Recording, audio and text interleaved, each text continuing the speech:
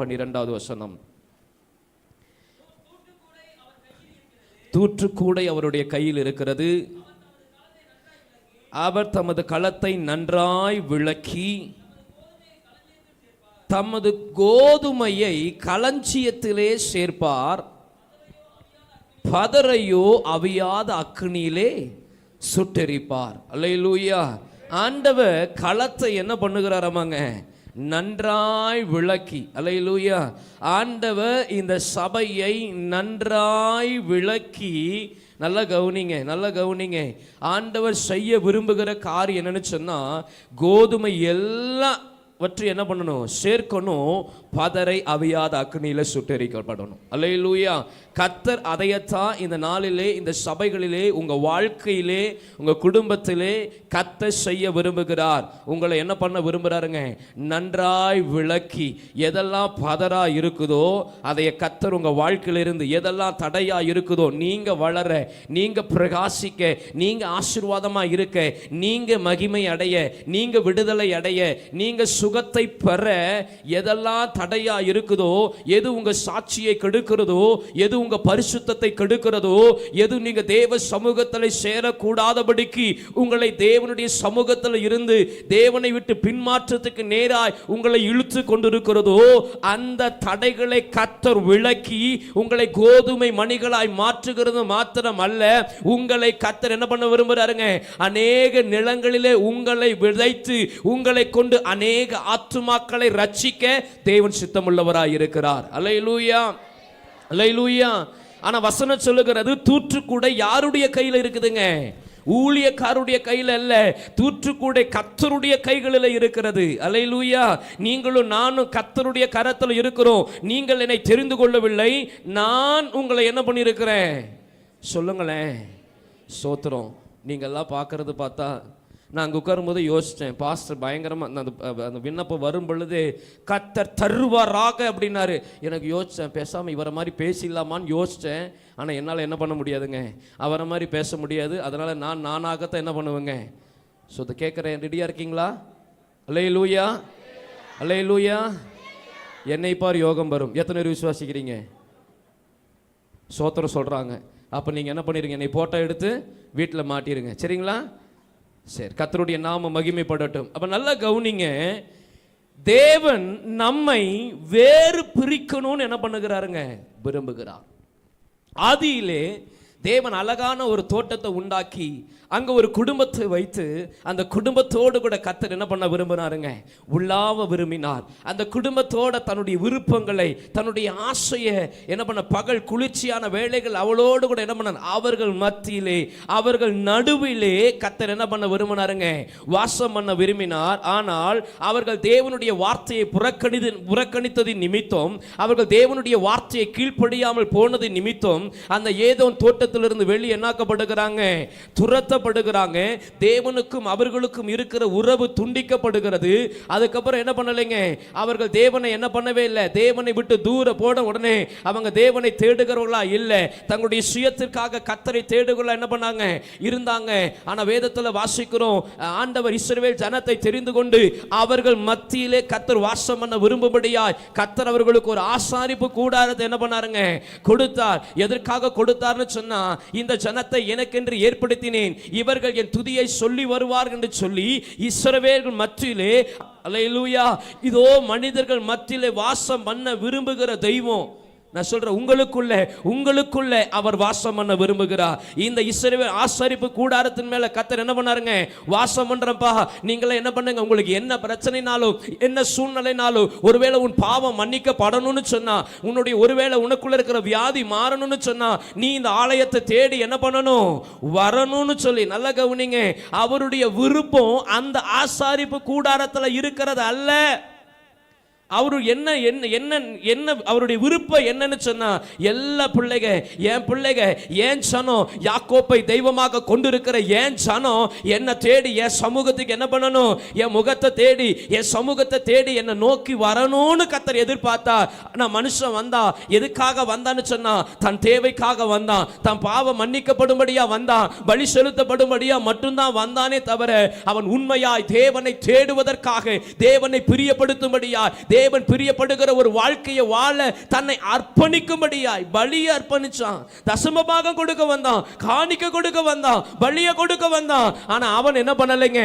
நீங்க வேதத்துல நீங்க பழைய ஏற்பாட்டு புத்தகங்களை நீங்க எடுத்து வாசிச்சு பார்க்கலாம். கர்த்தர் கேட்கிறார், என் ஜனமே நீ என்னிடத்துல என்ன பண்ணு, நீ என்னிடத்துல திரும்பு, நீ என்னிடத்துல வா, நான் உன்னிடத்துல என்ன பண்ணுவேன், நான் திரும்புவேன்னு சொல்றாரு. அநேக நேரங்கள்ல அவர்கள் கண்டும் காணாதவர்களை போல, அவர்கள் கேட்டும் கேளாதவர்களை போல.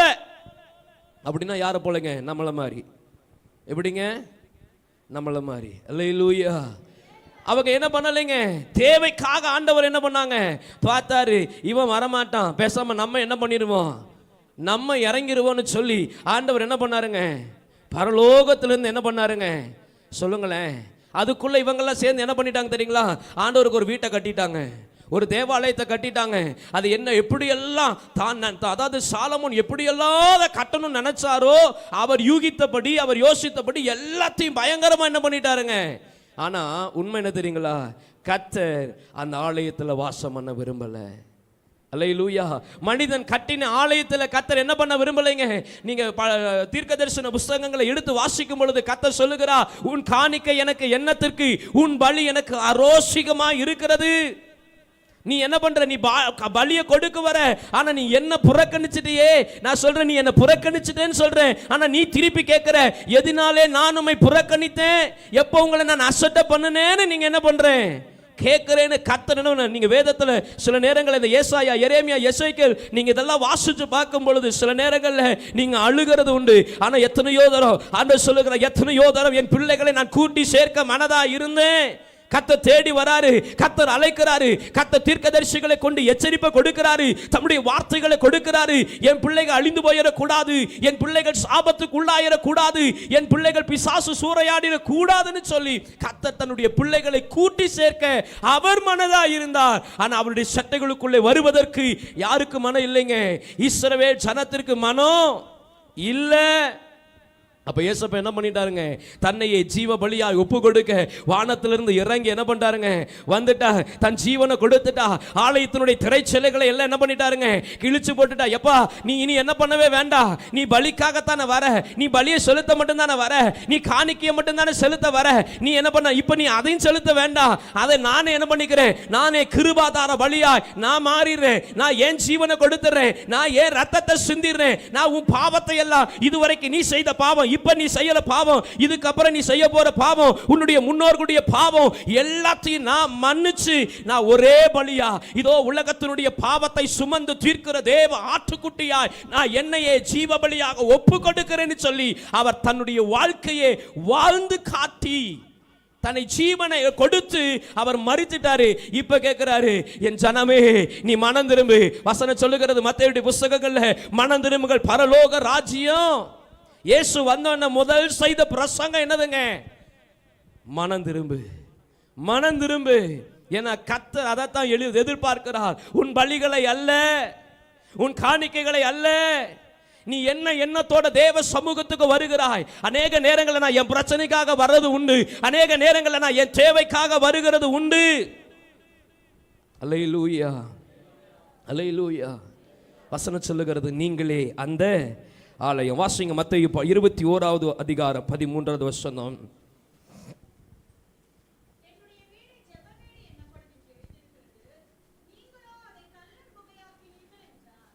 ஆமென், அல்லேலூயா. வசனம் சொல்லுகிறது, என்னுடைய வீடு தேவன் வாசம் பண்ண விரும்புகிற இடம் எப்படிப்பட்ட வீடு? எப்படிப்பட்ட வீடாமாங்க? அது ஜெப வீடு. ஆனா வேதம் சொல்லுகிறது, நீங்களும் நானும் அதை கள்ளர் குகையா என்ன பண்ணிட்டோமாங்க? வியாபாரம் செய்கிற இடமாய், விற்கிற இடமாய், வாங்குகிற இடமாய். நீங்க வேதத்துல இயேசு எந்த இடத்துலையும் கோபப்பட்டதா வேதத்துல சொல்லப்படவே இல்லை. ஆனா இந்த சபைக்குள்ள வரும் பொழுது, தேவாலயத்துக்குள்ள வரும் பொழுது அவர் கோபம் கொண்டவராய், அவர் தன் கைகளிலே சாட்டைகளை எடுத்துக்கொண்டு அங்க இருக்கிற ஜனங்களை என்ன பண்ணுகிறாருங்க? அடித்து வெளியே துரத்திட்டு சொல்றாரு, என் வீடு ஜெப வீடுப்பா, என் வீடு ஜெப வீடு, நீங்க அதை கள்ளர் குகையாய். ஆனா நல்ல கவனிங்க, கர்த்தர் எதிர்பார்க்கிற ஒரு சபை உண்டு, கர்த்தர் வாசம் பண்ண விரும்புகிற ஒரு சபை உண்டு. அவர் சபைக்குள்ள வரும் பொழுது இந்த காரியங்களை பார்க்கும் பொழுது அவருக்கு எவ்வளவு வேதனையா இருந்திருக்கும், எவ்வளவு கோபம் வந்திருக்கும். தன் கைகளிலே சாட்டைகளை அடித்துக்கொண்டு வெளியே துரத்துவார் என்று சொன்னான். கொஞ்சம் யோசித்து பாருங்க, அவர் சபைக்காக எவ்வளவு வைராக்கியம் பாராட்டுகிற தேவனாயிருக்கிறார். இந்த காலத்துல வாசிக்கலாம் 1 கொரிந்தியரின் புஸ்தகம் 3ஆம் அதிகாரம் 16வது வசனம் 17வது வசனம். நீங்கள் தேவனுடைய ஆலயமாய் இருக்கிறீர்கள் என்றும் வாசிங்க.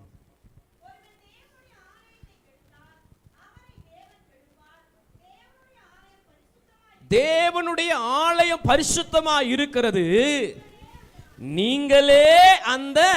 அப்ப தேவன் வாசம் பண்ண விரும்புகிற ஆலயம் யாருங்க சொல்லுங்களேன்? நீங்களும் நானும் தான். அல்லேலூயா. தேவன் வைராக்கியம் பாராட்டுகிற சபை எந்த சபைங்க? மனிதனுடைய கைகளினால கட்டப்பட்ட இந்த சபை அல்ல, நீங்களும் நானும் தான். அல்லேலூயா. ஆண்டவர் சொல்லுகிறார், கர்த்தர் வசனம் மறுபடியும் வாசிக்கலாம் 16வது வசனம். நீங்கள் தேவனுடைய ஆலயமாய் இருக்கிறீர்கள் என்றும், அப்ப தேவனுடைய ஆவி உங்களுக்குள்ள என்ன பண்ணுதுங்க? வாசமாய் இருக்கிறார் என்றும் அறியீர்களா? ஆனா அறியாம நம்ம என்ன செய்யறோம்னா, என் ஆலயத்தை நானே என்ன பண்ணுகிறேன்? தேவன் வாசம் பண்ண விரும்புகிற இடத்தை நானே கெடுத்து போடுகிறேன். அதனாலதான் கர்த்தர் சொல்லுகிறார், ஒருவன் தேவனுடைய ஆலயத்தை கெடுத்தால் தேவன் அவனை கெடுப்பார். அல்லேலூயா. அப்போ கர்த்தருடைய நாமம் மகிமைப்படட்டும். தேவனுடைய ஆலயம் எப்படி இருக்கணும்னு கர்த்தர் என்ன பண்ணுகிறாருங்க? கர்த்தருக்கு ஒரு எதிர்பார்ப்பு உண்டு. இந்த ஆலயம் எப்படி இருக்கணும்? தேவன் வாசம் பண்ண விரும்புகிற ஆலயமா இருக்கிற நீங்களும் நானும் எப்படி இருக்கணும்னு கர்த்தருக்கு ஒரு எதிர்பார்ப்பு உண்டு. அந்த எதிர்பார்ப்பு எப்ப தெரியுங்களா? ஆதாம் ஏவாள ஆண்டவர் எப்போ உருவாக்கினாரோ அப்போ இருந்து கர்த்தர் என்ன பண்ணிக்கிட்டே இருக்கிறாருங்க? ஒவ்வொரு ஜனத்தினிடத்திலையும் ஒவ்வொரு கோத்திரத்தினிடத்திலையும் கர்த்தர் என்ன பண்ணிட்டே இருக்கிறாரு? இவன் எனக்கு இடம் கொடுப்பா, இவன் என்னை தேடுவா, இவன் என்னை பற்றி கொள்ளுவா, இவன் என்னை விட்டு விலகி போக மாட்டான்னு கர்த்தர் என்ன பண்ணிக்கிட்டே இருக்கிறாருங்க? அவர் வாசம் பண்ணுகிற ஒரு இடத்தை கர்த்தர் தேடிக்கொண்டே இருக்கிறார். ஆனா வேதம் சொல்லுகிறது, மனுஷன் குமாரனுக்கோ தலை சாய்க்க இடம் இல்லை.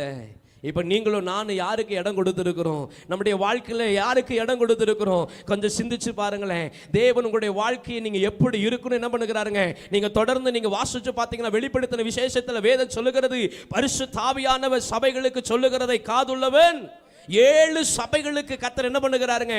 தம்முடைய வார்த்தை என்ன பண்ணுகிறாருங்க? எழுதி வைக்கிறார். அந்த 7 சபைகளை குறித்து நீங்க வாசிச்சு பார்த்தீங்கன்னா வசனம் சொல்லு வாசிக்கலாங்களா? எபேசு, வெளிப்படுத்தின விசேஷம் 2ஆம் அதிகாரம் அதனுடைய 1வது வசனம்.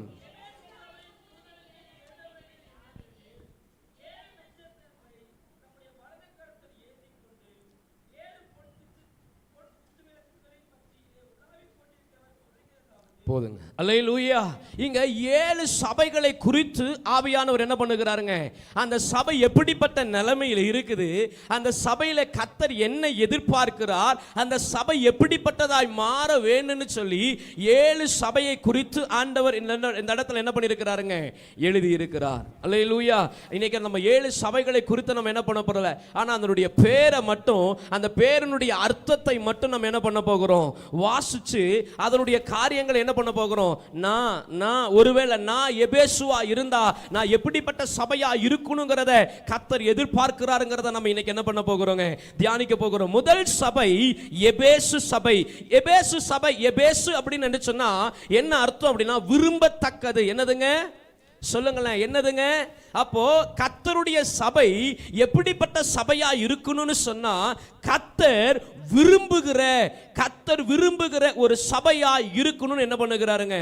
சொல்லுங்களேன். ஏன் இந்த காரியத்தை நான் சொல்றேன்னா, நான் நினைக்கிறது அல்ல பரிசுத்தம். அல்லேலூயா. ஏன்னா நம்ம பரிசுத்தத்துக்கு நாம என்ன பண்ணிருக்கிறோம்? பரிசுத்தம் என்னதுங்கம்மா அப்படின்னா அதுக்கு ஒரு டெஃபினிஷன் வச்சிருக்கிறோம். என்னதுங்க? பாவம் செய்யாம இருக்கிறதா என்னது? ஆனா கர்த்தர் விரும்புகிற ஒரு பரிசுத்தம் உண்டு. அந்த பரிசுத்தத்தின்படி நம்ம வாழுகிறோமா? இல்ல. நான் என்ன பண்ணுவேன்? நான் நினைக்கிறது இதுதான் பரிசுத்தம்னா அந்த நான் நினைக்கிற பரிசுத்தத்தின்படி தான் நான் என்ன பண்ணுவேன்? வாழுவேன். நல்லா கவனிங்க. கர்த்தர் விரும்புகிற ஒரு வாழ்க்கை, கர்த்தரை பிரியப்படுத்துகிற ஒரு வாழ்க்கையை நான் என்னை பிரியப்படுத்த கூடாது. தேவனுடைய ஆலயம் எப்படி இருக்குன்னு சொன்னா அவர் விரும்பத்தக்க ஒரு ஆலயமா இருக்கணும். அதனால தான் வேதம் சொல்லுகிறது, நீ எதை செய்தாலும் அதை கர்த்தருக்கென்று நீ மனப்பூர்வமாய் அவரை பிரியப்படுத்துகிறவனாய் நீ என்ன பண்ணணும்? சபையா இருக்கிற நீங்களும் நானும் வாழ வேண்டியது நமக்கு அவசியமா இருக்கிறது. ஏன்னா நிறைய நேரங்களில் நம்ம மனுஷரை என்ன பண்ணுகிறோங்க, பிரியப்படுத்த பார்க்கிறோம். மனுஷனை நம்முடைய வாழ்க்கையில உயர்த்தி வைக்கிறோம். ஆண்டவருக்கு கொடுக்க வேண்டிய ஸ்தானத்தை மற்ற எல்லா காரியங்களுக்கு நம்ம கொடுக்கிறோம். ஆனா தேவ சமூகத்துக்கு வரும் பொழுது நம்ம சொல்லுகிற வார்த்தை என்ன? ஆண்டவரே, நான் உம்மைத்தான் என்ன பண்ணுகிறேன், உம்மைத்தான். நான் சொல்லல, நீங்க தான் சொல்லியிருக்கிறீங்க. அல்லேலூயா. நான் யாரை நேசிக்கிறேன்? உம்மை மட்டும்தான் ஆண்டவரே நான் நேசிக்கிறேன்னு சொல்றோம். ஆனா நல்ல கவனிங்க, என் இருதயம் மனுஷனை உயர்த்திக்கிட்டு இருக்குது, என் இருதயம் மனிதனை பிரியப்படுத்தி கொண்டிருக்கிறது. நான் கர்த்தரை பிரியப்படுத்த நான் என்ன பண்ணல, அர்ப்பணிக்கல. இந்த எபேசு சபையில கர்த்தர் எதிர்பார்க்கிறது என்ன தெரியுங்களா? ஆண்டவர் அந்த எபேசு சபையை குறிச்செல்லாம் அழகா சொல்லிட்டு ஆண்டவர் சொல்லுகிறா, நீ எல்லாம் சரியா செஞ்சுட்டப்பா, ஆனா ஆதியில இருந்த அந்த அன்பை அப்படின்னு ஆண்டவர் சொல்ற வார்த்தை என்னன்னா, என்ன ரெண்டாவதா நீ தள்ளிட்டியப்பா, ஞான இடத்தை நீ வேற யாருக்கோ கொடுத்துட்டியே, ஆதியில இருந்த அந்த அன்பை விட்டுட்டியே. இதையத்தான் இந்த எபேசு சபைக்கு கர்த்தர் ஒரு குறையா என்ன பண்ணுகிறாருங்க. ஆனா அந்த எபேசு சபை, இந்த சபைகளை குறித்து நீங்க வாசிக்கும் பொழுது அவங்க நல்ல, அவங்களுடைய கிரியைகள் எல்லாம் சூப்பரா தான் இருக்கும். உபத்திரவங்களை கர்த்தருக்காக என்ன பண்ணுவாங்க, நிப்பாங்க. பரிசுத்தவான் தான் கர்த்தருடைய நம்ம பார்வையில் என்னதுங்க, எல்லாம் பரிசுத்தவான். நீங்க முதல்ல நீங்க வாசிச்சு பார்த்தீங்கன்னா அழகா சொல்லப்பட்டிருக்கும், எல்லா காரியங்களும் கரெக்டா செய்வாங்க. ஆனா ஆண்டவர் சொல்லும்போது சொல்லுவாரு, இதெல்லாம் சரியாத்தான் இருக்குதுப்பா, ஆனாலும் ஆகிலும் உன் பேரில் எனக்கு ஒரு குறை உண்டு அப்படின்னு சொன்னா, கர்த்தர் இதையெல்லாம் நீ செய்தாலும் அவர் எதிர்பார்க்கிறது வேறப்பா. அவர் எதிர்பார்க்கிறது நீ செய்யல. நீ எல்லா விஷயத்திலும் சரியா இருக்கிற, ஆனா கர்த்தர் எதிர்பார்க்கிற அந்த ஆதி அன்பு உன்னிடத்துல என்னிடத்துல இருக்குதா? கர்த்தர் எதிர்பார்க்கிற காரியங்கள் உங்களிடத்துல என்னிடத்துல இருக்குதா? கடந்த நாட்களை நாங்க தியானிக்கும் பொழுது சொன்னோம், ஜெபம் நாம நம்மை பிரியப்படுத்த செய்யறோம். அநேக நேரங்களில் ஜெபம் நாம நம்மை திருப்திப்படுத்த. இன்னைக்கு நான் ஜெபம் பண்ணிட்டேன், ஆண்டவர் நல்லா செஞ்சுவார். இன்னைக்கு ஜெபம் பண்ணிட்டேன், இந்த பிரச்சனை மாறிடும். இன்னைக்கு ஜெபம் நம்மை பிரியப்படுத்துகிற, நம்முடைய பிரச்சனைக்காக, நம்முடைய சூழ்நிலைக்காக, நம்முடைய தேவைக்காக நம்ம ஜெபம் பண்ணுகிறோமே ஒழிய, ஆனா ஜெபம்ங்கிறது என்னதுங்க, கர்த்தரை பிரியப்படுத்துகிற ஒரு காரியம். என் ஜெபம் என் தேவைகளை சந்திக்கிறதாய் மட்டும் இருக்கக்கூடாது. என் ஜெபம் என் வாழ்க்கையை கர்த்தருக்கு நேராய், அவர் பிரியப்படுகிற காரியத்தை செய்கிறதுக்கு நேராய் என்னை நடத்த வேண்டியது எனக்கு அவசியமா இருக்கிறது. நான் கர்த்தர் விரும்புகிற சபையா இருக்கிறேனா? என் இருதயத்தில் கர்த்தர் விரும்புகிற, கர்த்தர் என் இருதயத்தில் வாசம் பண்ண விரும்புவாரா? அப்படிப்பட்ட ஒரு இருதயமா என் இருதயம் இருக்குதா? இது நம்மை நாமே நிதானித்து அறிந்தோமானால், இது யார் உங்களை நியாயப்படுத்த வேண்டாம், யார் உங்களை குறை சொல்ல வேண்டாம், இது யார் உங்களை நியாய தீர்க்க வேண்டாம். இது உங்களை நீங்களே கேட்க வேண்டிய கேள்வி. நான் யாருக்கு பிரியமா வாழ்றேன்? இரண்டு எஜமான்களுக்கு ஊழியர் செய்ய உங்களால் கூடாது. உலக பொருளுக்கும் தேவனுக்கும் உங்களால் ஊழியர் செய்ய கூடாது.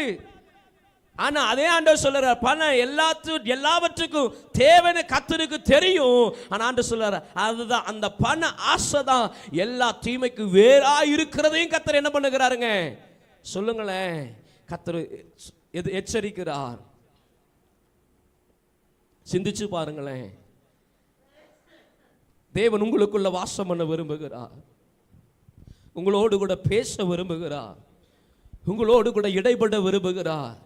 இதோ வாசப்படியில் நின்று கதவை தட்டுகிறேன். ஒருவனின் சத்தத்தை கேட்டு கதவை திறந்தால், ஆண்டவர் என்ன பண்ணிக்கிட்டே இருக்கிறாருங்க, வாச கதவை தட்டிக்கிட்டே இருக்கிறாரு. ஆனா என்ன பண்ண மாட்டேங்கிறோம். இரண்டாவது சபை சிமிர்னா சபை. இந்த சிமிர்னா சபை எதை அடையாளப்படுத்துகிறது சொன்னா, வெள்ளை போளத்தை அடையாளப்படுத்துகிறது. வெள்ளை போளத்துக்கு ரெண்டு தன்மை உண்டு, ஒன்னு கசப்பு தன்மை, ரெண்டாவது வாசனை உள்ளது. இந்த சிமிர்னா சபைக்கு ஆண்டவர் சொல்லுகிற வார்த்தை, பிசாசு உங்களை 10 நாளில் காவலில் போடுவான், ஆனாலும் மரண பரியந்தம் நீ என்னவா இரு. இன்னைக்கு சபைக்கு என்ன வேண்டாம் தெரியுங்களா? சபை வந்து சபைக்கு ஜெபிக்கிற ஜபை என்னன்னா, எனக்கு உபத்திரவம் வேண்டான்னு சொல்லி ஜெபிக்குது, எனக்கு கஷ்டம் வேண்டாம், எனக்கு பாடு வேண்டான்னு சொல்லி ஜெபிக்குது. ஆனா இந்த சிமிர்னா சபைக்கு ஆண்டவர் சொல்லுகிற வார்த்தை, நான் உன்னை 10 நாள் என்ன பண்ணுவேன், உனக்கு அனுமதிப்பேன், உபத்திரவத்தை அனுமதிப்பேன் கர்த்தர் சொல்லுகிறார். ஆனா நீ என்ன பண்ணணும், அந்த உபத்திரவத்தின் மத்தியிலே சில வாழ்க்கையில கசப்பு வரும், பிரச்சனை வரும். பிரச்சனை இல்லாத வாழ்க்கை எதுவுமே இல்ல. ஆனா தாவீது சொல்லுகிறார், நான் உபத்திரவப்பட்டது நல்லது, அதனாலே உம்முடைய பிரமாணங்களை நான் என்ன பண்ணுகிறேன், சொல்லுங்களேன். கற்றுக்கொள்ளுகிறேன். இந்த சிவராசு ரெண்டு அந்த வெள்ளை போலத்துக்கு ரெண்டு உண்மையான என்னன்னா நறுமணம். இந்த வெள்ளை போலத்துக்கு என்ன இருக்கணுங்க? நல்ல அந்த வாசனை உள்ள ஒரு திரவியம். அப்ப சாட்சி உள்ள வாழ்க்கை, உபத்திரவத்தின் மத்தியில் சாட்சி உள்ள ஒரு வாழ்க்கை நமக்கு அவசியம். எரிகிற சூளையா இருந்தாலும் நான் சாட்சியா நிற்க வேண்டியது அவசியம். எனக்கு விரோதமா எத்தனை பேர் எழும்பினாலும் நான் சாட்சியா நிற்க வேண்டியது அவசியம். எனக்கு முன்பாக எப்படிப்பட்ட ராஜ போஜனம் வச்சிருந்தாலும் நான் கர்த்தருக்கு முன்பாக என் ஜீவியத்தை, என் ஆத்துமாவை, என் சரீரத்தை நான் காத்துக்கொள்ள வேண்டியது அவசியம்.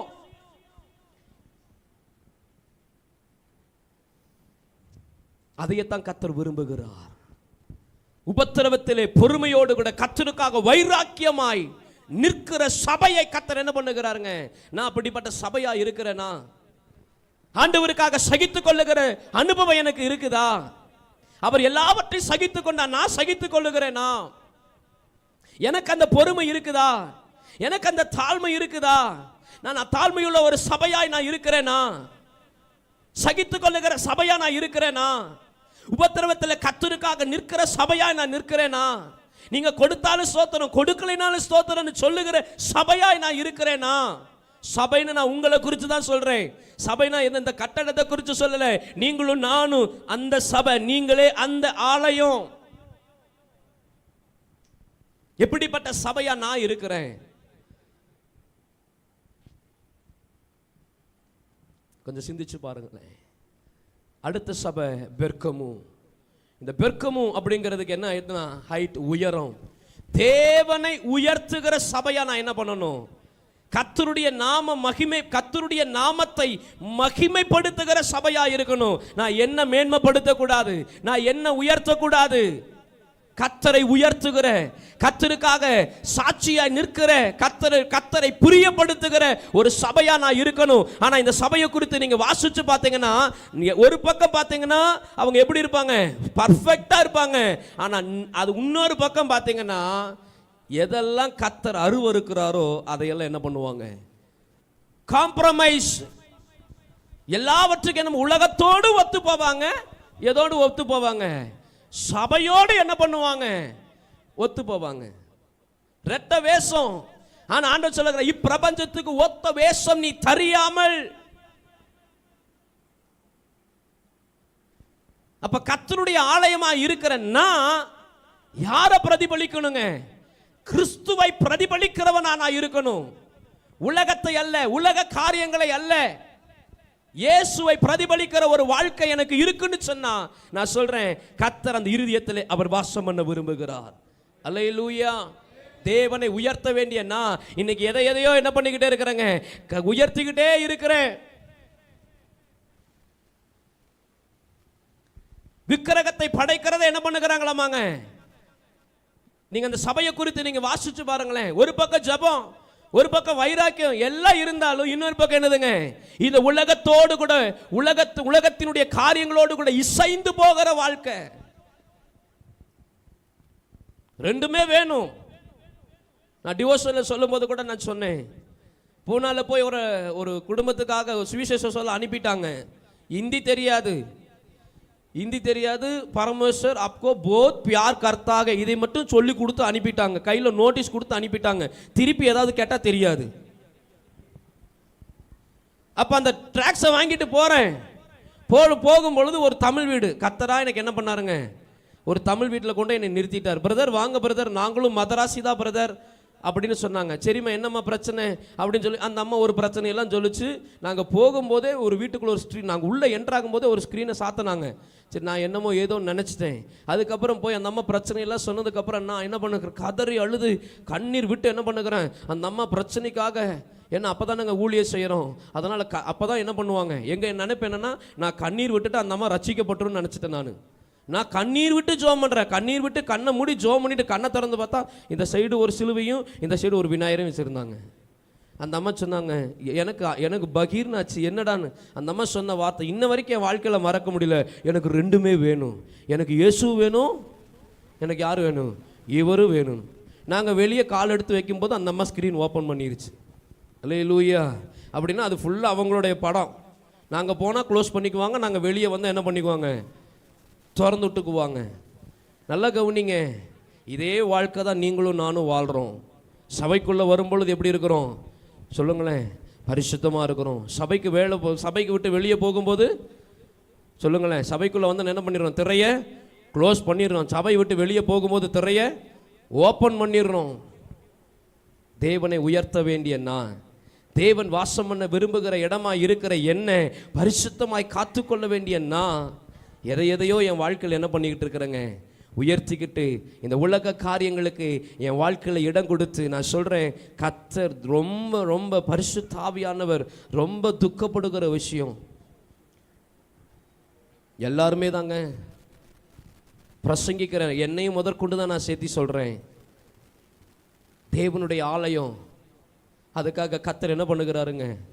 தன் ஜீவனையே விலைக்கரையமாய் சிந்தி சம்பாதிக்கப்பட்ட சபைன்னு வேதம் சொல்லுகிறது. ஆனால் இன்னைக்கு சபை எப்படி இருக்குதுங்க? கர்த்தர் வாசம் பண்ணுகிறதுக்கு அங்கே இடம் இல்லை. சபைக்குள்ள உலகம், சபைக்குள்ள உலக காரியங்கள், தேவனை தேவனை துக்கப்படுத்துகிற காரியங்கள் இன்னைக்கு சபைக்குள்ள. கொஞ்சம் யோசித்து பாருங்களேன். நீங்கள் ஒரு வீட்டுக்குள்ளே போகிறீங்க, அந்த வீட்டுக்குள்ளே நீங்கள் உங்களை துக்கப்படுத்திட்டாங்கன்னா அந்த வீட்டுக்குள்ளே எவ்வளோ நேரம் இருப்பீங்க சொல்லுங்களேன்?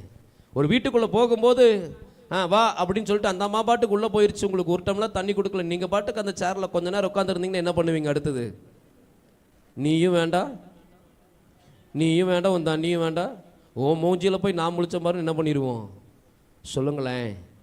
அப்போ கர்த்தர் எனக்குள்ளே வாசம் பண்ணும் பொழுது நான் கர்த்தரை துக்கப்படுத்துகிறேன், கர்த்தரை வேதனைப்படுத்துகிறேன்னா கொஞ்சம் யோசித்து பாருங்களேன். மனுஷன் நாமளே இவ்வளோ வேதனைப்படுவோம் அப்படின்னு சொன்னால் நம்ம ஒவ்வொரு நாளும் தேவன் வாசம் பண்ணுகிற நம்முடைய ஆலயத்தில் தேவனை துக்கப்படுத்தி கொண்டே தான் என்ன பண்ணுகிறோங்க இருக்கிறோம். அடுத்த சபை குறித்து, தியத்திரா சபை. தியத்திரா சபை, தியத்திரா அப்படின்னு சொன்னால் சாக்ரிஃபைஸ், பலி. என்னதுங்க? பலி. இது ஒரு அர்ப்பணிப்புள்ள ஒரு சபை. என்னதுங்க? தேவனுடைய சபை தேவன் எப்படி இருக்கணும்னு விரும்புறாருன்னு சொன்னா அர்ப்பணிப்புள்ள ஒரு சபையா என்ன பண்ணணும்? தன்னை முழுமையா அர்ப்பணித்த ஒரு சபையா இருக்கணும்னு கர்த்தர் என்ன பண்ணுகிறாருங்க? விரும்புகிறார். அல்லேலூயா. ஒரு 2 நாள் மட்டும் அர்ப்பணிச்சுட்டு 3வது நாள் என்னதுங்க? அந்த அர்ப்பணிப்பை மறந்து போகிற ஒரு சபையா இருக்க தேவன் என்ன பண்ணல? ஏன்னா சிம்சோன் மேல தேவன் வைத்த அபிஷேகம் எப்படிப்பட்ட அபிஷேகங்க? அவனை பலப்படுத்துகிற, அவன் கிரகிக்க முடியாத காரியங்களை செய்யக்கூடிய ஒரு பலனை சிம்சோனுக்கு ஆண்டவர் கொடுத்திருந்தாலும், ஆனா அவன் செய்த தவறின் நிமித்தம் அந்த அபிஷேகத்தை அவன் என்ன பண்ணுகிறாங்க? இழந்து போகிறான். காரணம் என்னன்னு சொன்னா அவன் மேல ஒரு பிரதிஷ்டை இருந்தது. ஒரு காலகட்டம் வர்ற வரைக்கும் அந்த பிரதிஷ்டையை காத்து கொண்டவன் அதுக்கப்புறம் தன்னுடைய வாயின் வார்த்தைகளின் மூலியமாய் அந்த பிரதிஷ்டையை, அந்த அபிஷேகத்தை அவன் என்ன பண்ணுகிறான்? இழந்து போகிறான். நீங்களும் நானும் இழந்து போகிறோம், அபிஷேகத்தை இழந்து போகிறோம். நம்மை அர்ப்பணிக்கிறது இல்லை. அவர்கள் தங்கள் நாவினால் என்னை கனம் பண்ணுகிறார்கள், அவர்கள் தங்கள் நாவினால் என்னை கனம் பண்ணுகிறார்கள், ஆனால் அவர்கள் இருதயமோ எனக்கு தூரம். நல்ல பாட்டு பாடுறோம், நல்ல ஸ்தோத்திரம் பண்றோம், நல்ல ஆராதிக்கிறோம், எல்லாம் நல்லா இருக்கு. ஆனா இருதயம் மட்டும் எதை நோக்கி போய்கிட்டே இருக்குதுங்க? தேவனை விட்டு தூரம் போய்கிட்டே இருக்கு. தேவனை கிட்டி சேர வேண்டிய இருதயம், தேவன் வாசமான தன் இருதயத்தை திறக்க வேண்டிய இருதயம் தேவனுக்கு வாசலை அடைத்துட்டு என்ன பண்ணி கொண்டிருக்குதுங்க? அதான் ஒரு ஊழியக்கார அழகா சொன்னாரு. என்ன சொன்னாருன்னா, 6 நாள் ஊரெல்லாம் சுத்துறது, 7வது நாள் எப்படி நிக்கிறதுங்க? அந்த மாருதி கார் ஷோரூமில் நிற்கிற மாதிரி, வாங்க வந்து நின்றுட்டா என்னை என்ன பண்ணுங்க? என்னை கொஞ்சம் ஜோம் பண்ணி என்னை என்ன பண்ணுங்க? பரிசுத்தப்படுத்தி என்னை கழுவிடுங்க. பாஸ்டும் ஜோம் பண்ணி பரிசுத்தப்படுத்தி கழுவிடுவார். மறுபடியும் 6 நாள் சுற்றிட்டு வரும். மறுபடியும் 7வது நாள் என்னதுங்க? பாஸ்டுக்கு கழுவுறதே வேலை. அல்லேலூயா, அல்லேலூயா. ஏன்னு சொன்னா அர்ப்பணிப்பு இல்லை. ஐயா, ஞாயிற்றுக்கிழமை ஆராதனையில் இருக்கிற அர்ப்பணிப்பு நமக்கு அனுதினமும் நம்ம ஜெபத்துல இருக்கிறது இல்ல. யாரோ ஒருத்தர் நம்மளை புஷ் பண்ணிக்கிட்டே இருக்கணும், யாரோ ஒருத்தர் நம்மளை கட்டாயப்படுத்திக்கிட்டே இருக்கணும். அதை பண்ணு, இதை பண்ணு, இப்படி பண்ணு, அப்படி பண்ணுன்னு எதையோ ஒன்று கட்டாயப்படுத்தி நமக்குள்ள திணிச்சுக்கிட்டே இருக்கணும். என்னைக்காவது அந்த வித்தியாசத்தை நீங்க பார்த்துருக்கிறீங்களா? நீங்க ஓய்வு நாள் ஆராதனை இப்ப உட்கார்ந்து இருக்கிறீங்களே, என்னைக்காவது இது மாதிரி பரிசுத்தத்தோட நீங்க பயபக்தியோட நடுக்கத்தோட தேவ சமூகத்தில் உட்கார்ந்து இருக்கிறீங்களா? உங்க ஜெபத்துல நீங்க உட்கார்ந்து இருக்கிறீங்களா? என்னை கேட்டீங்கன்னா நான் இல்லைன்னு தான் சொல்லுவேன். ஏன்னா ஞாயிற்றுக்கிழமை வரும்போது நான் யாருங்க? பாஸ்டர் சோத்ரம் அல்லேலூயா ஆமென். வீட்டுக்கு போனதுக்கு அப்புறம் நிர்விசாரம், தேவ சமூகத்தை குறித்த நிர்விசாரம், வேதத்தை குறித்த நிர்விசாரம், ஜபத்தை குறித்த நிர்விசாரம், உண்மையை குறித்த நிர்விசாரம், பரிசுத்தத்தை குறித்த நிர்விசாரம். யார் கேட்க போறா? யார் நம்மளை கொஸ்டின் பண்ண போறா? நாம செய்யற காரியத்தை யார் தடை பண்ண போறா?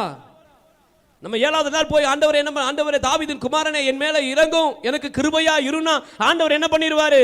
என்ன மன்னிச்சிடுவாரு, என்ன பரிசுத்தப்படுத்திடுவாரு. அதனாலதான் நம்ம இப்படி இருக்கிறோம். அன்னைக்கு அனனியாள் சப்பீராளுக்கு நடந்த சம்பவம் இன்னைக்கு நடந்துச்சுன்னா நம்ம எப்படி இருப்போம்? வாயை திறப்போமா? ஒரே அடியில போட்டு தள்ளினார்னா எப்படி இருக்கும்? வசனம் சொல்லுகிறது, பொய்யான மாயை பின்பற்றி தேவனுடைய கிருபையை போக்கடிக்கிற அனுபவத்துல தான் நீங்களும் நானும் இருக்கிறோம். கர்த்தர் நமக்கு கொடுக்கிற வாய்ப்பை நம்ம தவற விட்டுக்கிட்டே இருக்கிறோம். இந்த ஆளை எப்படி இருக்குது, என் ஜீவி எப்படி இருக்குது, என் வாழ்க்கை எப்படி இருக்குது, என் பார்வை, என் பேச்சு, என் நடக்க, என் செயல், நான் அனுதினமும் பரிசுத்தமாக வேண்டியது அவசியமாக இருக்கிறது. அனுதினமும் நான் சிலுவையில் அறையப்பட வேண்டியது அவசியமாக இருக்கிறது. அனுதினமும் நான் தேவ சமூகத்துக்கு வர வேண்டியது, தேவனை நோக்கி ஆண்டவருடைய ரத்தத்தினால நான் பரிசுத்தமாக வேண்டியது எனக்கு அவசியமாக இருக்கிறது. அர்ப்பணிப்பு இல்லைங்க. நம்மளை அர்ப்பணிக்கிறது இல்லை. சில நேரங்கள் நம்ம எப்படி அர்ப்பணிக்கிறோம் தெரியுங்களா? அதாவது நமக்கு பிடிச்ச விஷயங்களை நம்ம என்ன பண்ணிடுவோம் சொல்லுங்களேன்.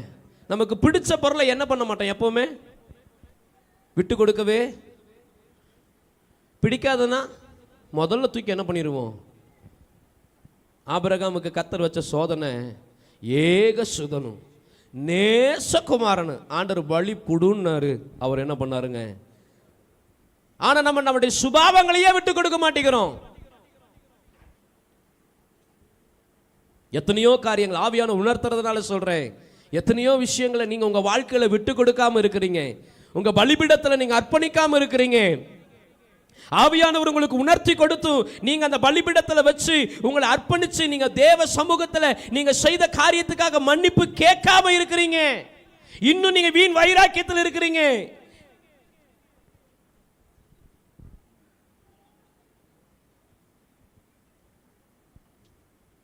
உங்களை நீங்களே ஆராய்ந்து பாருங்க.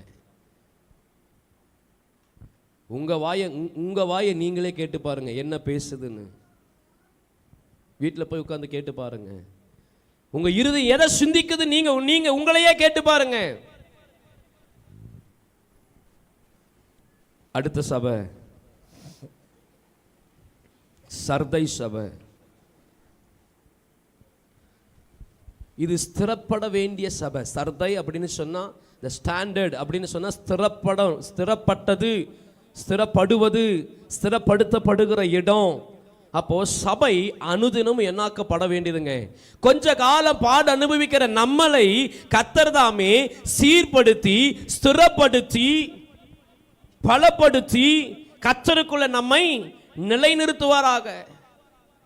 என் ஆத்துமாவே நீ கர்த்தரை நோக்கி காத்துரு, திடமனதா இருந்து கர்த்தரை நோக்கி காத்துரு, அவரே உன் இருதயத்தை ஸ்திரப்படுத்துவார்.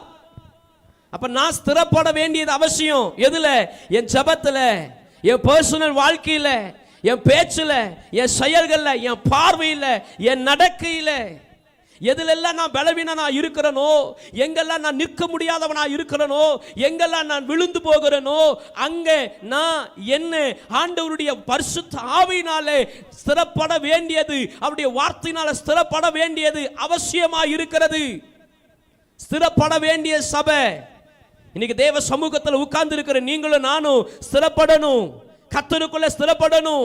வேத உபதேசத்தில் ஸ்திரப்படணும். கிருபையில ஸ்திரப்படணும். விசுவாசத்தில் ஸ்திரப்படணும்.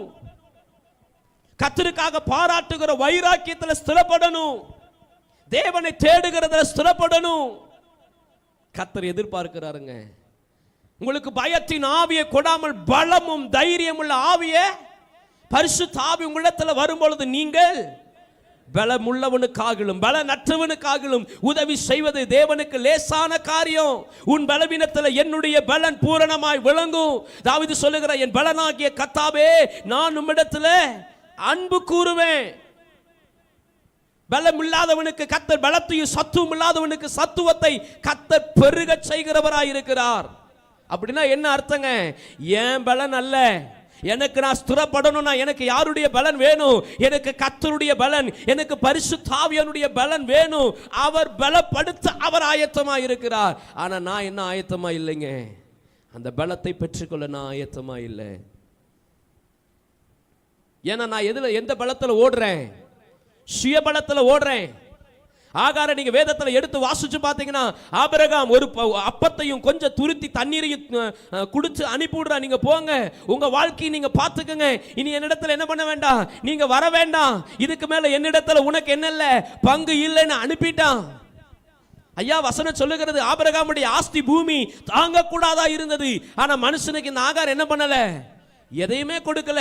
அப்பத்தையும் தண்ணீரை மட்டும் கொடுத்துட்டு என்ன பண்றான்? நீங்க வேதத்துல வாசிச்சு பாத்தீங்கன்னா, அவங்களுக்கு இருக்கிற பலன் வரைக்கும் அந்த வனாந்தரத்துல அலைந்து திரியுறாங்க. ஆனா அவங்களுக்கு எந்த வழியுமே, என்னைக்கு அவங்களுடைய கையில் இருந்த தண்ணீர் செலவழிந்து போச்சோ, அவருடைய கையில் இருந்த அப்பம் செலவழிந்து போச்சோ, அதுக்கு மேல நடக்கக்கூடிய பலன் அற்று போச்சோ, அதுக்கப்புறம் பிள்ளை மரிக்க போகிற சூழ்நிலை வந்த பொழுது வேதம் சொல்லுகிறது, ஆகார் தூரத்துல போய், அம்பு எரிகிற தூரத்துல போய் முழங்கால் போட்டு, ஒரு பக்கம் ஆகார் அழுகிறா, ஒரு பக்கம் பிள்ளை அழுகிறா. வேதம் சொல்லுகிறது, கர்த்தர் பிள்ளையினுடைய சத்தத்தை கேட்டா. இப்ப சொல்லுகிறா, உன் பிள்ளை எடுத்துக்கொண்டு நட. வார்த்தையினுடைய பலத்தினால் ஆண்டவர் என்ன பண்ணுகிறாருங்க? நடத்துகிறார். அவருடைய கண்களை கர்த்தர் திறக்கிறார். வனாந்தரத்தில் நீரூற்றை காண செய்கிறார். எலியாவை குறித்து வேதம் சொல்லுகிறது பொழுது அவனுடைய பலத்தில் ஒரு நாள் நடந்தான். ஆனா தேவதூதனை கொண்டு போஷித்த போஜனத்தினாலே 40 நாள் இரவும் பகலும் தேவனுடைய ஒரே பெண்கிற பர்வதம் மட்டும் நடந்து போகிறான். காரணம் அது அவனுடைய பலன் அல்ல, அது தேவ பலன். நீங்க நல்ல கவனிங்க. ஆண்டவருடைய சமூகத்தில் உட்கார்ந்து இருக்கிற நீங்களும் நானும் இந்த உலகத்தில் இருக்கிறவர்களுக்குள்ளே நாம பரிசுத்த வாழ்க்கை வாழணும்னு சொன்னா, நான் கர்த்தருக்காக வாழணும்னு சொன்னா, எனக்கு தேவ பலன் அவசியம், கர்த்தருடைய பலன் அவசியம். அவர் இல்லாம, அவருடைய கிருபை இல்லாம, அவருடைய பலன் இல்லாம நான் இந்த உலகத்தில் எதையும் சாதிக்கவே முடியாது. ஏன் ஞானம்லாம் கிடையாது. ஆண்டவருக்கு முன்பாக என்னுடைய ஞானம் ஒன்றும் அல்ல. என்னுடைய ஞானம் ஆண்டவருக்கு முன்பாக பைத்தியம். நான் எப்படிப்பட்ட ஆலயமா இருக்கிறேன்? ஸ்திரப்படுத்தப்பட்ட ஆலயமா இருக்கிறேனா? பலப்படுத்தப்பட்ட ஆலயமா இருக்கிறேனா? ஐயா வசனம் சொல்லுகிறது, காலங்களை பார்த்தால் போதகர்களா இருக்க வேண்டிய நீங்கள் இன்னும் குழந்தைகளை போல இருக்கிறீங்க. நான் இந்நேரம் வளர்ந்து கனி கொடுக்கிறவங்களா இருக்கணும், நான் பலமுள்ளவங்களா இருக்கணும். ஆனா 15 வருஷம் நம்ம சொல்ற வார்த்தை, நான் பலவீனே, நான் பலவீனே, நான் பலவீனே, என்கிட்ட ஒண்ணு இல்ல, என்னால முடியாது, என்னால முடியாதுன்னு என்ன பண்ணிக்கிட்டே இருக்கிறோம்? பலவீனத்தையே பார்த்துக்கிட்டு இருக்கிறோம், சுயத்திலேயே ஓடிக்கிட்டு இருக்கிறோம், மாம்சத்திலேயே ஓடிக்கிட்டு இருக்கிறோம். ஒரு காரியம் நடக்கலைன்னா மாம்ச சிந்தையில என்ன பண்ணுகிறோம்? முடிவு எடுக்கிறோம். ஸ்திரப்பட்ட அனுபவம் இல்லை இன்னைக்கு சபைக்கு. தள்ளாடிக்கிட்டு இருக்குது. என்னைக்கு வேணாலும் என்ன பண்ணலாம்? விழுந்து போகலாம். நிற்கிற எவனும் விழாது இருக்கும்படிக்கு. அப்ப நம்ம நிற்கிற நாம என்னைக்கு வேணா என்ன பண்ணலாம்? தேவன் எதிர்பார்க்கிற சபை. ஒருவேளை இந்த இடத்துல இருக்கிறவங்க ஏன் இந்த வார்த்தை பேசுறேங்க எனக்கு தெரியாது. ஆண்டவர் எனக்கு கொடுக்கப்படுகிற வார்த்தை மட்டும் நான் உள்ளத்துல ஆண்டவர்ட்ட ஒரே ஒரு வார்த்தை தான் சொன்னேன். ஆண்டவரே நான் பேசல, நான் எதையுமே தியானிக்கல, சில வார்த்தைகளை மாத்திரம் ஆண்டவர் கொடுத்தாரு, அதை மட்டும் எடுத்திருக்கிறேன். என்ன பேசணும்னு தெரியல. ஒன்னே ஒன்று ஆண்டவர்ட்ட சொன்ன, ஆண்டவரே நீங்க எனக்குள்ள என்ன பண்ணுங்க? ஆளுகை செய்யுங்க. இந்த சபைக்கு தேவையான வார்த்தைகளை மாத்திரம் என்ன பண்ணுங்க? என்னை கொண்டு வெளிப்படுத்துங்க ஆண்டவரேன்னு சொல்லி தேவ சமூகத்தில் ஒப்பு கொடுத்து நான் வந்து நிற்கிறேன். இந்த இடத்துல நிற்கிற ஒவ்வொரு ஆத்துமாக்களுக்கு ஏற்ற வார்த்தைகளை கர்த்தர் கொடுத்துக்கிட்டே இருக்கிறாரு. நீ ஸ்திரப்பட வேண்டியது அவசியமா இருக்கிறது. நீ உன் ஆத்துமாவை காத்துக்கொள்ள வேண்டியது அவசியமா இருக்கிறது. அதைத்தான் கர்த்தர் உங்களிடத்தில் எதிர்பார்க்கிறார். அடுத்த சபை பிலதெல்பியா. இந்த பிலதெல்பியாவை குறித்து நீங்க வாசித்து பார்த்தீங்கன்னா, இந்த பிலதெல்பியா 2 காரியங்களை செய்து. ஒன்று, வசனத்தை கை கொள்ளுகிறாங்க. பிலதெல்பியா அப்படின்னு சொன்னா சகோதர அன்பு.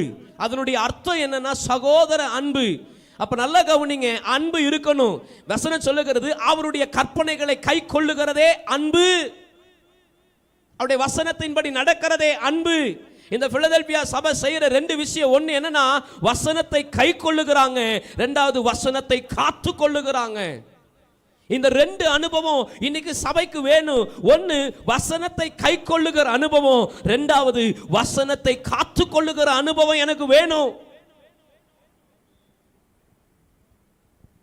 பெரேயா பட்டணத்தா தெசலோனிக்கேயர் பட்டணத்தை பார்க்கிலும் நற்குணசாலிகளா இருந்தாங்க. காரணம் என்னன்னா, காரியங்கள் இப்படி இருக்கிறதா என்று சொல்லி அவர்கள் வேதத்தை ஆராய்ந்து பார்த்ததினாலே.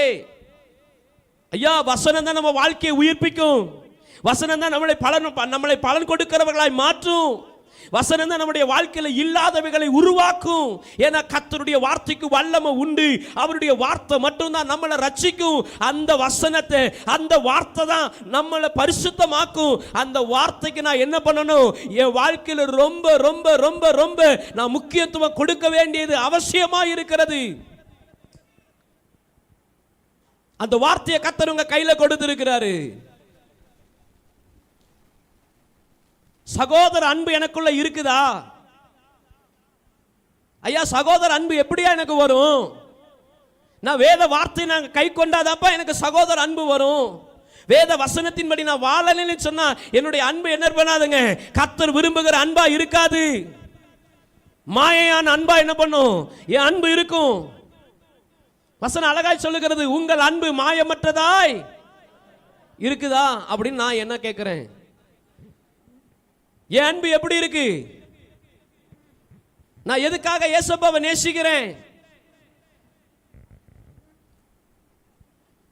என் அன்புல நிறைய நேரம் இப்படிதான் இருக்குங்க, மாய்மாலம். சில காரியங்கள் செய்வாங்க தெரியுங்களா? மனுஷனை பார்த்தா நல்லா செய்வாங்க, மனுஷன் இல்லைன்னா ஓனர் இருக்கிற வரைக்கும் எப்படி செய்வாங்க? அவனை போல வேற யாரும் என்ன பண்ண முடியாது. அவ்வளோ பர்ஃபெக்டா என்ன பண்ணுவான்?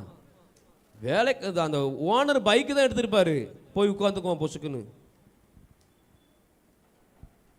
மாய்மாலம்.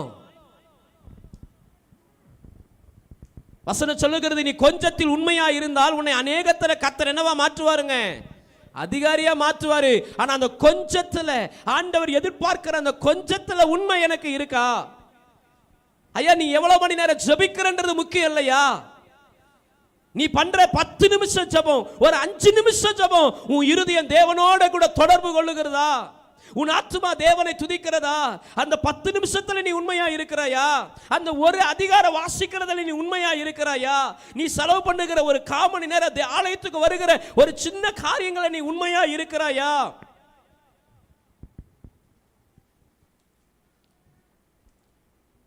வேத வசனம் நானா இருந்தாலும் சரி, யாரா இருந்தாலும் சரி,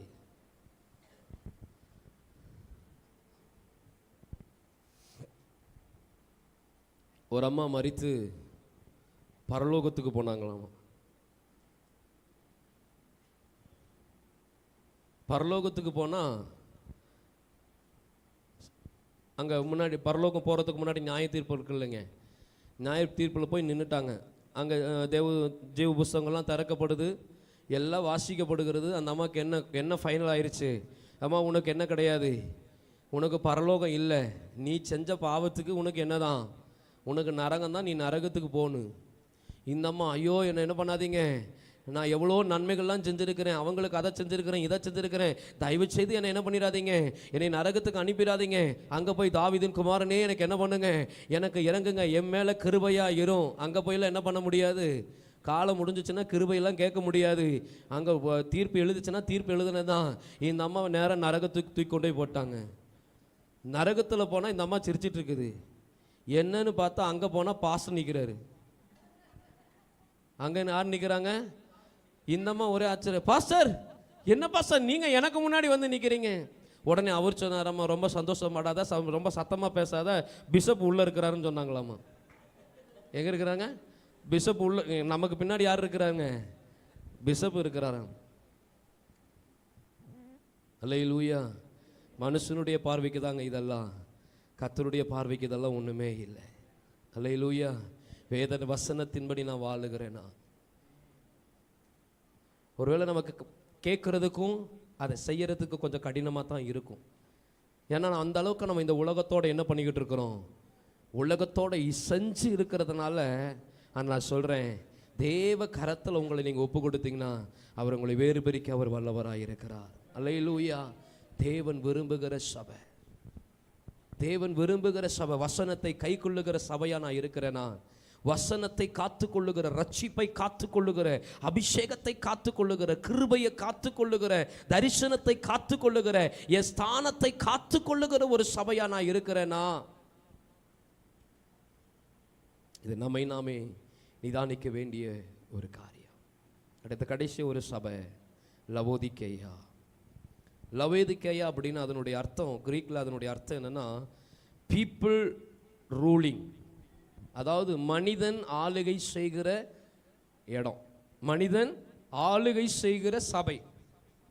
சபை யாரை ஆளுகை செய்யணுங்க? சபையை ஆளுகை செய்ய வேண்டியது யாருங்க? சத்தம் கேட்கலையே. சபையை ஆளுகை செய்ய வேண்டியது யாருங்க? ஆனா இந்த சபை யார் ஆளுகை செய்யறதாமாங்க? மனுஷன் என்ன பண்றான்? சபை ஆளுகை செய்யறான். இந்த சபையை குறித்து நீங்க வாசிச்சு பார்த்தீங்கன்னா ஆண்டவர் சொல்வாரு, நீ அனலும் இல்லை, நீ என்ன இல்லை, குளிரும் இல்லைங்கிறாரு. நீ ரெண்டுமே இல்லை அப்படின்னு சொல்லிட்டு சொல்றாரு. ஒன்னா அனலா இருந்தா கொஞ்சம் சந்தோஷமா இருக்கும், குளிரா இருந்தாலும் சந்தோஷமா இருக்கும். நீ ரெண்டுமே இல்லைன்னா, வெது வெதுப்பா நீ இருந்தீன்னா நான் என்ன பண்ணிடுவேன், உன்னை துப்பிடுவேன்னு அர்த்தம். என்ன அர்த்தங்க சொல்லுங்களேன்? நான் என்ன பண்ணிடுவேன், உன்னை துப்பிடுவேன்னு அர்த்தம். தேவன் ஆளுகை செய்கிற இடத்துல மனுஷன் என்ன பண்ணக்கூடாது சொல்லுங்களேன்? நான் என்னை ஒரு நாளும் உயர்த்தவே கர்த்தர் விரும்புகிறது என்ன தெரியுங்களா? ஒரு நிலையான சபை. அல்லேலூயா. அப்பப்போ மாறிக்கிற சபை அல்ல, அப்பப்போ தன்னுடைய சூழ்நிலைக்கு ஏற்ற விதத்தில் தன்னை மாற்றிக்கொள்ளுகிற சபை அல்ல, சூழ்நிலைக்கு ஏற்ற விதத்தில் தான் மாறிக்கொள்ளுகிற சபை அல்ல. கர்த்தருக்காக வைராக்கியமாய், அனலாய், பரிசுத்தமாய் நிற்கிற ஒரு நிலையான சபையாய் நீங்களும் நானும் இருக்கணும்னு கர்த்தர் விரும்புகிறார். அல்லேலூயா, அல்லேலூயா. 7 விதமான சபை நீங்கள் வீட்டில் போய் உட்கார்ந்து நீங்கள் எடுத்து நீங்கள் வாசிச்சு பாருங்க. இந்த சபையில் நான் எந்த சபையா இருக்கிறேன், இந்த சபையில் நான் எந்த சபையா இருக்கிறேன்? நான் வாசிச்சு பார்த்தேன், நான் 7 சபையாவே இருக்கிறேன். என்னதுங்க? ஏதோ ஒரு சபைனா பிரச்சனை இல்லை, 7 சபையிலையும் நான் என்ன பண்ணுகிறேங்க? 7 சபையில் இருந்தால் எப்படி இருக்கும் கொஞ்சம் யோசிச்சு பாருங்க. நீங்க 7 சபைக்கு போனா எப்படி இருக்கும்? உங்களுக்கு 7 பாஸ்டர் இருந்தா எப்படி இருக்கும்? பாஸ்டர் யோசிப்பார், ஒரு பாஸ்டருக்கே என்ன பண்ண மாட்டேங்கிறாங்க. அலைந்து திரிகிற ஒரு கூட்டமாய் அல்ல, கர்த்தருக்காக நிலையாய், வைராக்கியமாய், கர்த்தருடைய வேதத்தில் நிலை நிற்கிற ஒரு சபையாய் நீங்களும் நானும் இருக்கணும்னு கர்த்தர் எதிர்பார்க்கிறார். ஏன்னா அதை எதிர்பார்க்கிறார் ஆண்டவர். எதிர்பார்க்கிற சபைகளை நீங்க வாசிச்சு பார்த்தீங்கன்னா அவங்களுடைய நன்மைகளை எல்லாம் சொல்லிட்டு சொல்லுவாரு, ஆகிலும் உன் பேரில் எனக்கு ஒரு குறை உண்டுப்பா. நான் உங்ககிட்ட எதிர்பார்க்கிறதே வேற. நீ நிறைய செய்யற, சந்தோஷம் தான். நீ கஷ்டப்படும் பொழுது, நீ உபத்திரவப்படும் பொழுது நீ கர்த்தருக்காக நிற்கிற, சந்தோஷம் தான். ஐயா நீ இல்லாதப்போ நீ என்ன பண்ற? இல்ல, கர்த்தர் தருவாரு, அவர் செய்வார், நீ வைராக்கியமா நின்ன, உண்மைதான்.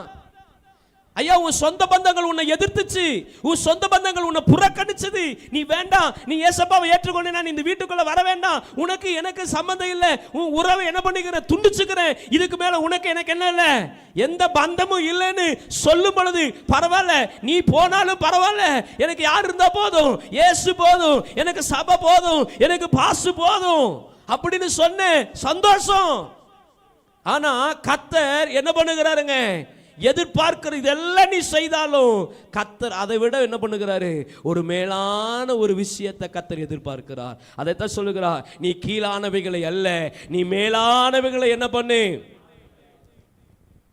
ஒவ்வொரு சபைக்கும் ஆண்டவர் சொல்லுகிறார், இருந்த இன்னும் என்னது உன்னிடத்தில் எனக்கு ஒரு குறை உண்டு, இன்னும் என்னிடத்தில் எனக்கு என்ன ஒரு குறை உண்டு. வாசிக்கலாம் 3ஆம் அதிகாரம் 2வது வசனம்.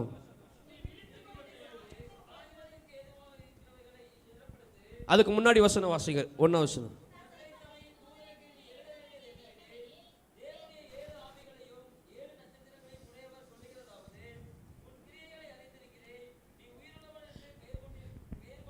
நீ உயிருள்ளவன் என்று பெயர் கொண்டிருந்தும் செத்தவனாயிருக்கிறாய். அல்லேலூயா. அப்ப ஆண்டவர் எதிர்பார்க்கிற, நீ எல்லாம் கஷ்டப்படுறப்பா, எல்லாம் சரிதாப்பா, ஆனா நீ உயிருள்ளவன் நீ சொல்ற, ஆனா நீ யாரா இருக்கிற? நீ செத்தவனா இருக்கிறியப்பா. நீ ஆதி அன்பை விட்டுட்டியப்பா, உன் ஸ்தானத்தை நீ விட்டுட்டியப்பா. லவோதிக்கேயாவுக்கு நீங்க சபைக்கு நீங்க வாசிக்கும் பொழுது அநேக ஆலோசனைகள் என்ன பண்ணுகிறாரு ஆண்டவர் அந்த சபைக்கு கொடுக்கிறார். ஏன்னு சொன்னா கர்த்தர் அதை என்ன இன்னும் இன்னும் பரிசுத்தம் உள்ளவன் இன்னும் பரிசுத்தமாகட்டும் சொன்ன வார்த்தையின்படி இன்னும் உங்களை கர்த்தர் என்ன பண்ண விரும்புகிறாருங்க? பரிசுத்தமாக்க விரும்புகிறார். கர்த்தர் எதிர்பார்க்கிற ஒரு ஆலயமாய் நீங்களும் நானும் இருக்கணும்னு கர்த்தர் எதிர்பார்க்கிறார். நம்மை நாமே நிதானிச்சு பார்க்கலாங்களா? ஆண்டவர் வாசம் பண்ண விரும்புகிற ஆலயமா நான் இருக்கிறேன். இந்த ஆலயம் பரிசுத்தமா இருக்குதா?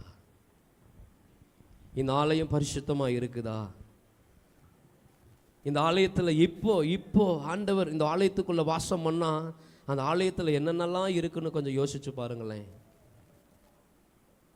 இதை நான் வாசிக்கும் பொழுது எனக்கு அவ்வளோ வேதனையாக இருந்துச்சுங்க. ஆண்டவர்கிட்ட சொன்னப்பா, என்னை நீங்கள் பரிசுத்தப்படுத்துங்கப்பா. இந்த வார்த்தையை பேசுறதுக்கு எனக்கு ஒரு தகுதி இல்லை ஆண்டவரே. நான் ஆண்டவருடைய சமூகத்தில் சொன்னேன், இந்த வார்த்தையை பேசுகிற எனக்கு ஒரு தகுதி இல்லை ஆண்டவரே, என்னை தகுதிப்படுத்துங்க. நீங்கள் என்னை என்ன பண்ணுங்க? முதல்ல ஸ்திரப்படுத்துங்கப்பா. நீங்கள் முதல்ல என்னை என்ன பண்ணுங்க? என்ன பலப்படுத்துங்க. நான் என்ன பண்ணணும்? என் ஆளையும் சரியாக ஆண்டவரேன்னு சொல்லி ஆண்டவருடைய சமூகத்தில் நான் என்னை ஒப்பு கொடுத்தது போல நான் சொல்கிறேன், நீங்களும் நானும் நம்மை ஒப்பு கொடுக்க வேண்டியது அவசியமாக இருக்கிறது. ஒருவேளை இந்த வார்த்தைகள் கேட்கறதுக்கு உங்களுக்கு என்னவா இருக்கலாம்? ஏன்னா இன்னைக்கு ஜனங்கள் எதை கேட்டு, சில நேரங்களில் எதை கேட்டு ரொம்ப ஆச்சரியப்படுவாங்க சொல்லுங்களேன். உன்னை வாளாக்காமல் தலையாக்குவேன் அப்படின்னு சொன்னால் நமக்கு ஒரு கொஞ்சம் சந்தோஷம் வரும். நம்ம என்ன பண்ணுவோம்? அல்லேலூயா ஸ்தோத்திரம், ஆண்டவர் வாக்கு தத்தத்தை கொடுத்துட்டாருன்னு கொஞ்சம் சந்தோஷம் வரும். ஆனால் வசனம் சொல்லுகிற சில கர்த்தர் எவர்களை நேசிக்கிறாரோ கர்த்தர் அவர்களை என்ன பண்ணுகிறாருங்க? சிட்சிக்கிறார், எச்சரிக்கிறார், கடிந்து கொள்ளுகிறார்.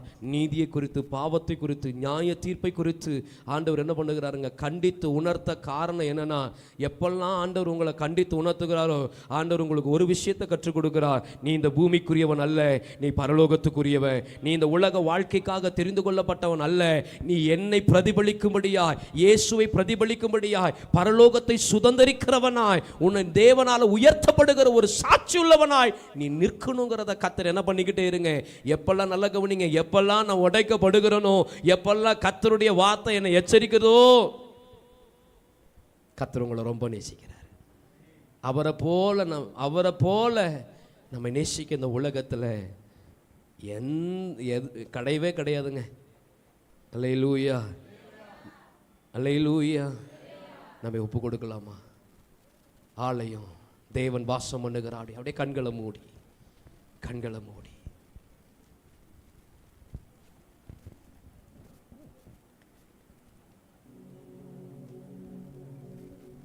நான் ஒரு நாள் என்னை மேன்மைப்படுத்தவே கூடாது, ஒரு நாள் நான் என்னை உயர்த்தவே கூடாது. சபையை நான் ஆளுகை செய்யவே கூடாது. சபையை ஆளுகை செய்கிறவர் கர்த்தர். என் குடும்பத்தை ஆளுகை செய்கிறவர் கர்த்தராக இருக்கணும். என்ன நடத்துகிறது கர்த்தராக தான் இருக்கணும். எந்த மனுஷனோ, மனுஷனுடைய வார்த்தைகளோ, உலகமோ என்னை ஆளுகை செய்கிறதுக்கு நான் இடம் கொடுக்கவே கூடாது. என்னைக்கு நான் தேவ சமூகத்தில் என் தவறை நான் உணர்ந்து என்னை முழுமையான ஆண்டவருடைய கரத்தில் என்னை அர்ப்பணிக்கிறனோ, நான் அவர் விரும்புகிற ஒரு சபையா நான் இருப்பேன். ஆசாரிப்பு கூடாரத்தில் கர்த்தர் ஒன்று எதிர்பார்த்தாரு. என் பிள்ளைங்க என் சமூகத்துக்கு வருவான்னு எதிர்பார்த்தாரு. ஆனா அவன் பலியை மட்டும் செலுத்திட்டு பிரகாரத்தோடு போயிட்டான். சாலமோன் ஒரு பெரிய ஆலயத்தை கட்டினாரு. அந்த ஆலயத்தை கட்டி ஆண்டவர் எதிர்பார்த்தாரு, என் பிள்ளைங்க என் சமூகத்துக்கு வரும்னு எதிர்பார்த்தாரு. ஆனா வந்தவங்க எல்லாம் அந்த ஆலயத்தை மட்டும்தான் பார்த்தாங்க. அந்த ஆலயத்தினுடைய அழகை பார்த்தாங்க. அந்த ஆலயத்தினுடைய அழகை பார்த்து பிரமிச்சு போனாங்க. சாலமோனுடைய ஞானத்தை பார்த்து பிரமிச்சு போனாங்க. ஆனா கர்த்தரிடத்துல யாருமே வரலைங்க. கர்த்தரிடத்துல யாருமே வரலைங்க.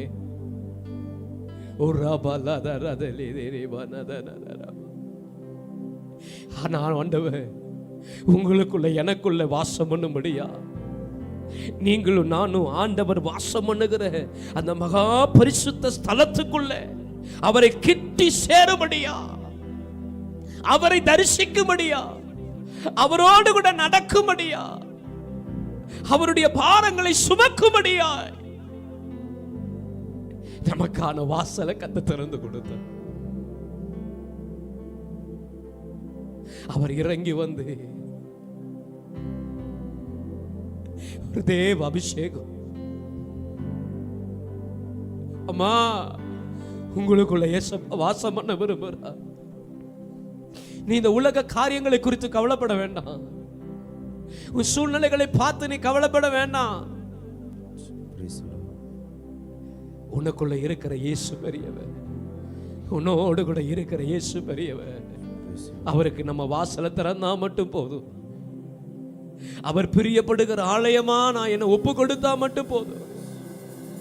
நான் ஒரு அர்ப்பணிக்கிற ஒரு ஆலயமா, என்னை முழுமையாய் அர்ப்பணித்த ஒரு ஆலயமா நான் இருக்கணுங்க. அவர் விரும்பத்தக்க சபையாய், அவர் உங்க மேல என் மேல பிரியமாய், கர்த்தருக்காக எல்லாவற்றையும் சகித்து கொண்டு சாட்சியாய் நிற்கிற ஒரு சபையாய், அனுதினமும் கர்த்தருக்குள்ளே ஸ்திரப்படுகிற ஒரு சபையாய். தாவீது கர்த்தருக்குள்ள தன்னை திடப்படுத்தி கொண்டான்னு சொன்ன வார்த்தையின்படி அனுதினமும் உறுதியாகிற ஒரு சபையாய், வசனத்தை வார்த்தையை கை கொள்ளுகிற, வசனத்தை காத்து கொள்ளுகிற ஒரு சபையாய், நற்குணசாலிகளாய் விளங்குகிற ஒரு சபையாய், முடிவு பரியந்தம் கர்த்தருக்காக நிலை நிற்கிற ஒரு சபையாய். ஒருவேளை உங்களுக்குள் அநேக பலவீனங்கள் இருக்கலாம், சில விஷயங்கள் நீங்க விட முடியாம இருக்கலாம். இதை நான் மாற்றிக்கொள்ளணும்னு நினைக்கிறேன், ஆனா என்னால் இதை மாற்றிக்கொள்ள முடியலன்னு நீங்க நினைக்கலாம். ஒன்னே ஒண்ணுதாங்க, உங்களை தேவ சுத்தத்துக்குள்ள ஒப்பு கொடுங்க. பரிசுத்த ஆவியானுடைய ஆளுகைக்குள்ள உங்களை ஒப்பு கொடுங்க.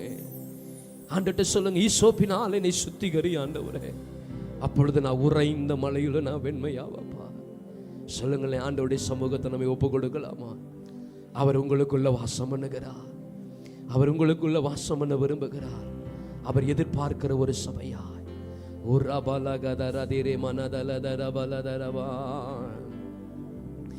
எங்கள் மத்தியில் உலாவிடும் எங்களோடு சொல்லலாமா? உள்ளத்தின் ஆழத்திலிருந்து எங்களை விட்டு கடந்து போயிடாதீங்கப்பா. எங்களோடு வாசம் செய்யும் எங்கள் மத்தியில் இயேசுவே உலாவிடும் எங்களோடு வாசம் செய்யும். உமக்கு சிங்காசனம் அமைத்திட உம்மை துதிக்கிறோம். சத்தத்தை உயர்த்தி பாடலாம். உம்மை சுத்த அலங்காரத்துடன் உம்மை தொழுகிறோம் இயேசுவே. இயேசுவை நோக்கி உமக்கு சிங்காசனம் அமைத்திட ஆவியானவரே துதிக்கிறோம் இயேசுவே. பரிசுத்த அலங்காரத்துடன்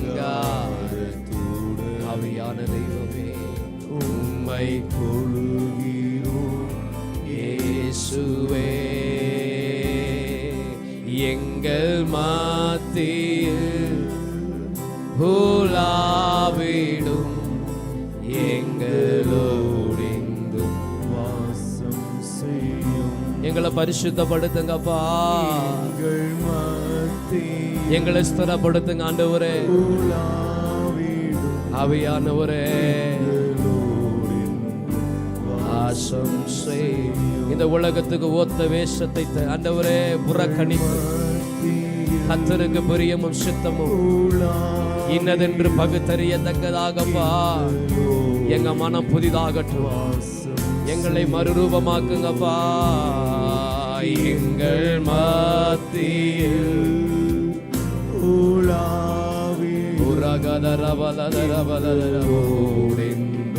வாசம் செய். அப்படி எல்லாம் எழுப்பி நிற்கலாமா? எல்லாம் எழுப்பி நின்று உள்ளத்தினால் நம்மை நாமே அர்ப்பணிக்க போகிறோம்.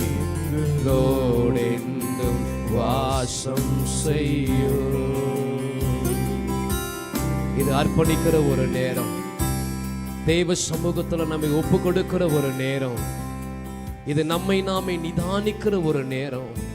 இது யாரையும் நம்ம நியாயம் தீர்க்கிற ஒரு நேரம் அல்லைங்க. கர்த்தர் எதையோ ஒன்று உங்களிடத்துல என்னிடத்துல எதிர்பார்க்கிறாருங்க. கடைசி நாட்களில் நிற்கிறோங்க. அன்பு தணிந்து போன காலங்களில் நம்ம நிற்கிறோங்க. ஆண்டவருடைய வருகை மிக மிக மிக மிக சமீபமாய் இருக்கிறது. இந்த நாளில் ஏதோ ஒன்று நீங்க ஏதோ ஒரு இடத்துல கர்த்தருக்கு இடம் கொடுக்கணும்னு கர்த்தர் எதிர்பார்க்கிறா. ஆண்டவருக்காக உங்க வாழ்க்கையை நீங்க திறந்து கொடுங்க, உங்களை அர்ப்பணிங்க தேவ சமூகத்துல. உண்மையா நான் சொல்றேன், கர்த்தர் பார்க்கிறாருங்க, கர்த்தர் பார்க்கிறாருங்க.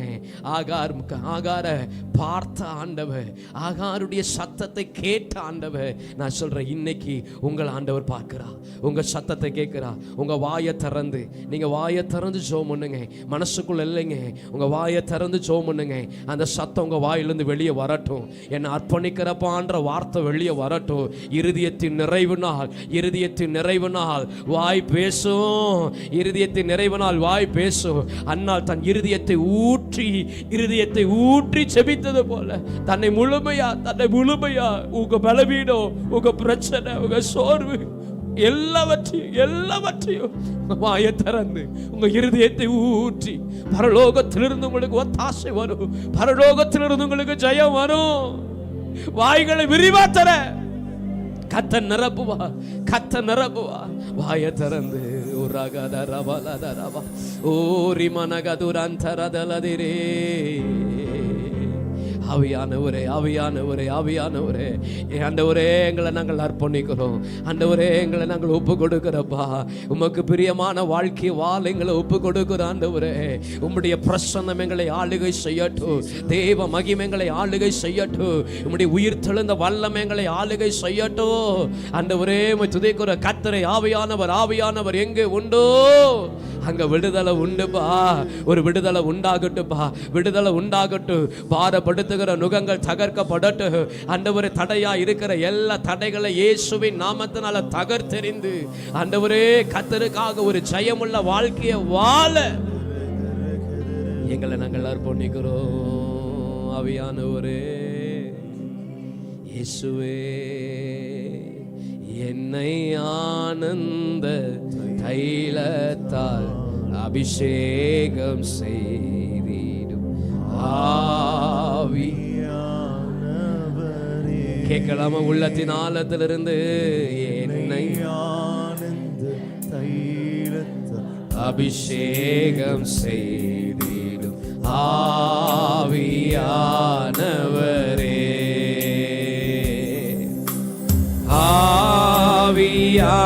ஆவியானவரே, பரிசுத்த தெய்வமே,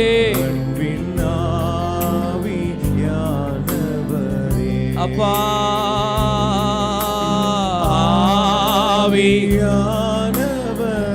என் தேவனால கூடாத காரியங்கள் உண்டோ? யானவரே, வறண்ட நிலங்கள் வயல்வெளியாகட்டும். ஆவியானவரே,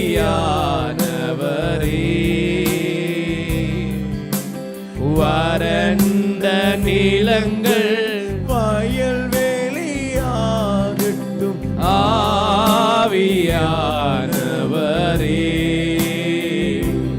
அன்பின் ஆவியானவரே, உன் இருதயம் உடைக்கப்படட்டும். அன்பின் ஆவியானவரே, ஆவியானவரே, அன்பின் ஆவி. சத்தத்தை உயர்த்தி இயேசுவே, ஆவியானவரே, தேவ மகிமைகளை ஆளுகை செய்யட்டும். ஒரு தேவ பிரசன்னமைகளை ஆளுகை செய்யட்டும். ஆவியானவரே,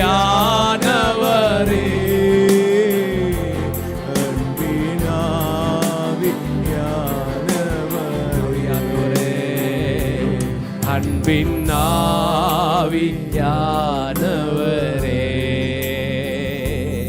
அன்பின் ஆவி சொல்லுவோம். ஆவியானவரே,